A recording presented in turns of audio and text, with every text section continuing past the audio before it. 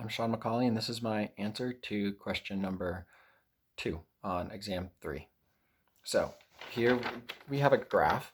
You're going to see it's insulin percent change response to steady state exercise. So we have on our y-axis, we have the insulin percent change, and then down here on the x, we have time in minutes. So we have 0 up to 60 in 20-minute intervals. And then because it's dropping, it's negative. So up here, we're going to have 0, and then it's dropping down to negative 100 with negative 50 here in the middle. The untrained is this blue line, and then the trained is this green line. So the change in the untrained individual is more drastic than that in the trained individual, and that's a big part of that is because they're able to handle fuel better. Insulin is released to help store our like glucose and stuff like that, the fuel.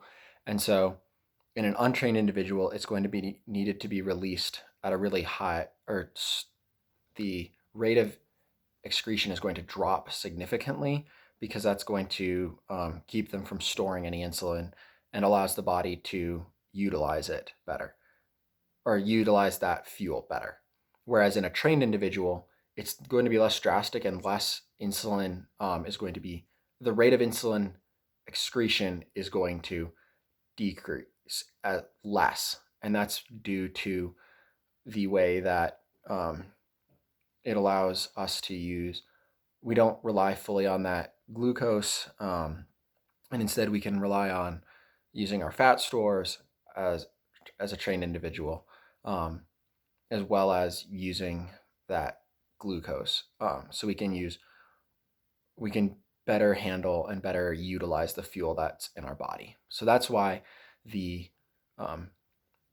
going to be less drastic for the trained individual versus the untrained individual who needs, who's just going to use all that insulin, or he's going to use all of that glucose to be able to fuel their exercise versus the trained individual who can use lipolysis and as well as glycolysis or glycogenolysis in order to fuel their workouts, as well as that glucose too. So they're going to be able to use the fuel better.